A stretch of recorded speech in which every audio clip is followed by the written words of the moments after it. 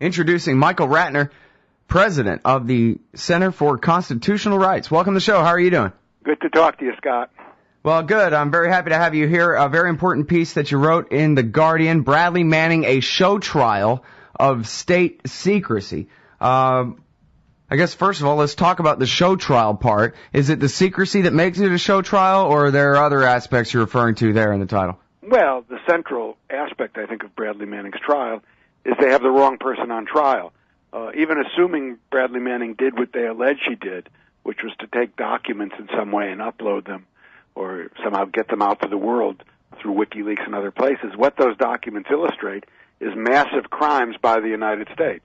I mean, tens of thousands of more civilians killed in Iraq, video in which a helicopter, it's called collateral murder video, in which U.S. soldiers are shown, really, in my view, attacking both the Reuters journalists and particularly kids afterwards. That's unacceptable. It shows a variety of massive war crimes by the United States and massive illicit deals by the United States. And so the people who should be on trial are not the people who expose those crimes, as I think there's an obligation to expose criminality when you see it, but it should be the people who committed those crimes. Mm-hmm. So the first thing with the show trial about it is here they're putting up the person who's trying to expose criminality.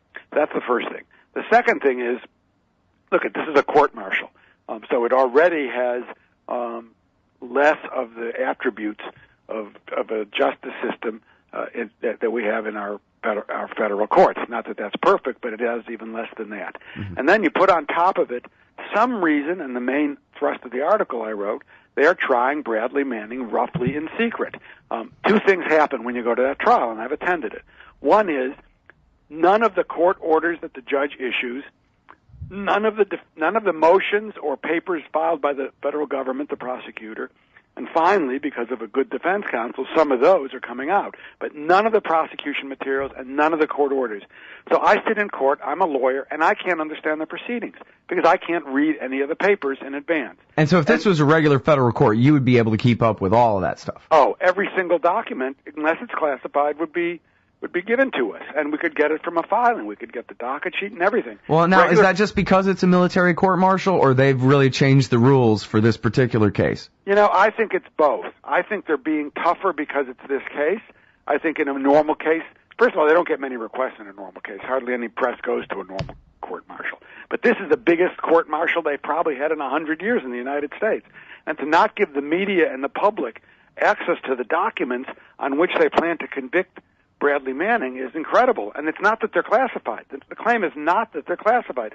The claim is that simply there's no right to get them, which is dead wrong. We have I have cases that I can make a list as long as my arm where it's required that the media and the public is really the same as the media, has the same rights, to get access to the court orders. How can a judge issue a court order on pretrial publicity and then none of us can see it? I mean, it's absurd.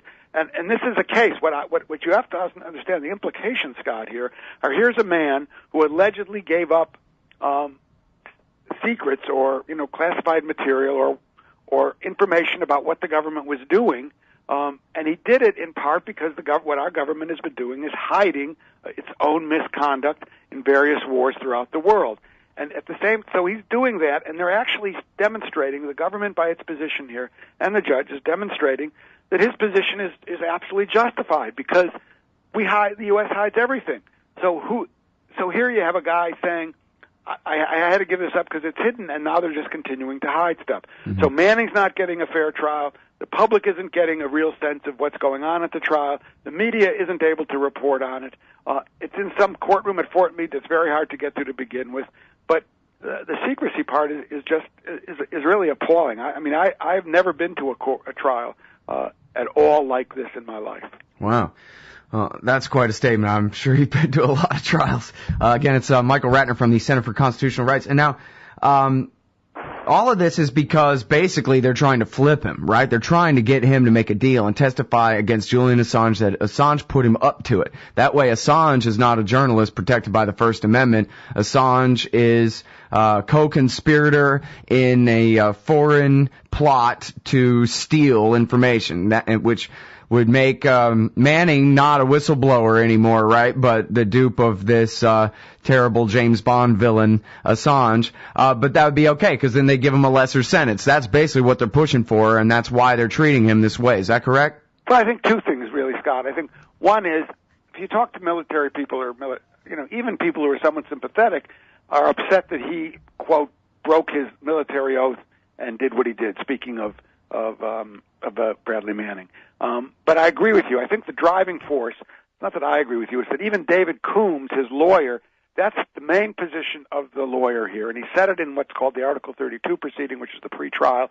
He went into court and he said, "Look, they've even charged this guy with this aiding the enemy charge, which is ridiculous. There's no way this, what Bradley Manning was trying to do, allegedly trying to do was really expose what he had seen on this computer and said, how can we be doing this kind of thing?" But when Coombs gets into court, Bradley Manning's defense counsel, what he says is they've charged him with something that has a potential death penalty. They've said they're only going to try for life imprisonment, and they're not willing to make any kind of a deal with him. And what they're trying to do, and he said it in court, they're trying to bludgeon Bradley Manning, assuming he knows anything about relationship to WikiLeaks or Julian Assange. They're trying to bludgeon him into getting Julian Assange. That's the big fish here. And of course, if they can do that, they would probably then begin to negotiate with Bradley Manning on a sentence, assuming Bradley Manning knows anything. We don't know that. But I think your characterization is right. That is what the defense lawyer is trying to say, is saying that all of this stuff, and you look at the treatment, he had 9 months of torture where he was stripped naked, stuck into an underground cell, never seen the light of day, 23 hours of solitary a day. And that, of course, was another attempt to bludgeon Bradley Manning. It's terrible. I mean, his conditions are better now, but that they took this young man, 22 years old, who apparently had some conscience that a lot of other people don't have, who took a risk, allegedly, and they're trying to get him, use him as essentially a pawn in their greater efforts to get Julian Assange. Well, and also back to your original point about what's the show trial about it. It's a show for other potential whistleblowers that you better not, because boy, will we ruin this one life you got. But I wonder, when it comes to piling on these charges like aiding the enemy, does that ever work? Or traditionally, I guess, it must have worked sometimes here or there, but do they ever really get away with blaming a whistleblower for a terrible truth getting into the hands of the enemy, even if it benefits the enemy? If it was really for, whistleblower purposes, then it's whistleblower purposes, right? Can they really charge you with treason for that? Yeah, well, you're making an interesting point, and it's an important one. I mean, the government or the prosecutor's argument here is that, that Al-Qaeda, who is the, quote, enemy here, reads WikiLeaks. Bradley Manning knew they read WikiLeaks, or certainly would have thought they read WikiLeaks, and therefore he somehow is aiding Al-Qaeda, because this material is, quote, going to help Al-Qaeda, although we don't know exactly how. Now, why is that different than the New York Times aiding the enemy? When the New York Times reveals the fact that Bush, which they did, was warrantlessly wiretapping anybody, all kinds of people in the United States in contact with people all over the world, yes, Al-Qaeda is going to read the New York Times. Of course they are. So why isn't the why isn't the New York Times guilty of aiding the enemy? Why isn't the soldier who said to Rumsfeld, we're not getting enough armor for our vehicles, and that's speech, that talk is read by Al-Qaeda. Why isn't that soldier? Why isn't Rumsfeld accused of aiding the enemy? So it's a completely absurd claim. The only way you could say that is if Bradley Manning, which is completely crazy, specifically intended to want to aid Al-Qaeda. Now, we know that's not true. There's not a shred of evidence to support that. The evidence is, if you read any of the chat logs or any of that, it's completely the other way. He was upset by what he saw in these videos. He wanted to expose it to the American public. He was a whistleblower. So this is really a pile-on charge in the context of what you said earlier, Scott, a pile-on charge in which they're trying to get him to bend and plead guilty to something and hopefully, in their view, have information that can somehow get WikiLeaks and Julian Assange. Mm-hmm. All right, now, real quick, I know you got to go, but Richard Nixon, he wasn't in any, direct chain of command having anything to do with the prosecution of Charles Manson. but he kind of had accidentally pronounced Manson guilty and then said, whoa, sorry, I take that back, and I never should have said that, and he tried to be real careful after that because he didn't want for Manson to actually get off because the president had pronounced him guilty before, and made it impossible for him to get a fair trial. In this case, Obama and Leon Panetta, the Secretary of Defense, have both pronounced him guilty publicly, and they are both directly in the chain of command, the two highest men in the chain of command over the judge and the entire jury and everybody running the entire court. I think you made how can they get away with that? Two really strong points. One is, when Nixon did it, Nixon was not directly in the chain of command that appoints the federal judges for the particular trial, that appoints the jury, and that the highest appeal is due to. Nixon, our judges are they're for life. Well, that was even a state court, right? The Manson right. trial?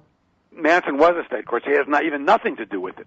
So Nixon's statement just pales in comparison to what Panetta and Obama did, because they actually have ultimate control over the military, quote, justice system in this country. So they are really command influence, and that's what it's called. That's what the lawyer David Coombs argued on for Bradley Manning, but of course has been unsuccessful so far. But it's clearly an issue of serious command influence.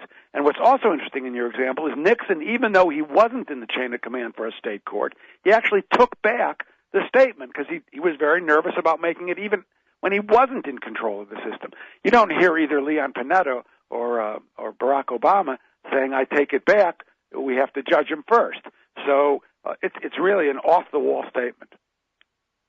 Well, and now, but I guess because it's such a high-profile thing, it's not like his lawyers can walk in there and say, Your Honor, you have to dismiss this charge because the President and the Secretary of Defense have already botched it. And if they don't like it, tough, it's their fault for blabbing their mouth. Because the politics of the situation require that this process continue no matter what. No, that's right. I mean, that's the problem. I mean, right now, they're on a certain road, and they've dug themselves, the State Department and others have dug themselves pretty deeply because their first reactions were so outrageous to this, which is normal. Unfortunately, it's normal when truth tellers expose secrets that are secrets of crimes in particular. It has consequences, unfortunately, and they're heroes. Those people who do that are heroes. Let's be straight about it. But unfortunately, they will suffer the burden of the state coming down on them for a period of time. Eventually, whether it's the Daniel Ellsbergs of the world or the others, they will be recognized for the heroes they are. But there's a period, and we're in it now, when a truth teller, a whistleblower, really suffers. I mean, one problem for me here has been that the media is not covering Bradley Manning in the way they used to. One is, of course, you are, but one reason I think is the secrecy of the trial, and I can't get much. But for some reason, he's faded off, and he needs support. I mean, we need to be out there politically. Well, I'll tell you what it was. It was the 2 minutes hate couldn't last more than 2 minutes. By the third minute, people started saying, well, wait a minute, he seems like a decent kid. That's a good that was why they dropped it. Yeah, I think you're probably right, because when you go to court and you realize who he is, this is not some incarnate evil, Yeah, they started out going, blood on his hands in a way to just get everybody chanting, and that will work for a little while, as we saw. But apparently, that I think that's why they dropped it. No, and I think what people have an obligation to do is people should. There's evaluations of what was released, and it's extraordinary. I mean, there's people from various more progressive periodicals have talked about what was released in the Cablegate, talked about what was released in the Afghanistan papers and the Iraq papers, and it's amazing stuff, and it's remarkable. And that's what the press ought to be focused on, what this guy was able to say about America. Right. The list is almost endless. The most important probably is the story where it was verified about the Americans that murdered the family and then called in an airstrike to cover up the evidence in Iraq. And that story came out in the last batch of the WikiLeaks just in time to completely scotch Obama's attempt to try to get immunity for our soldiers to stay in Iraq beyond 2011. Very crucial. And forced a real end to that war that Obama was trying to back out of his promise on. And then you look at the consequences for American soldiers who kill lots of people, like the Haditha massacre. and they don't, and they get a slap on the wrist essentially. And now they're trying to put Bradley Manning away for life. Right, I forgot if it was Glenn Greenwald or who it was that wrote about how Bales, the accused in the Afghan Kandahar massacre there, is actually being held at Fort Leavenworth, maybe, just on the other side of the wall from Bradley Manning right now, and is probably being treated better. No, I think that's probably right. I'm sure that's the case. I'm sure that's the case. All right, I'm sorry. Listen, I've kept you way over time. It's great to have you. Great to talk to you, Scott. I appreciate your time on the show very much. And I just want to encourage your listeners to go to the Bradley Manning Support Network. Support Bradley. He wants letters right now. I don't have the address here, but it'll be on the Bradley Manning Support Network, and people should do that. Yep, bradleymanning.org there.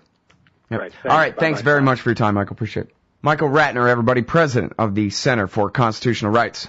Bradley Manning, a show trial of state secrecy, is the piece at The Guardian.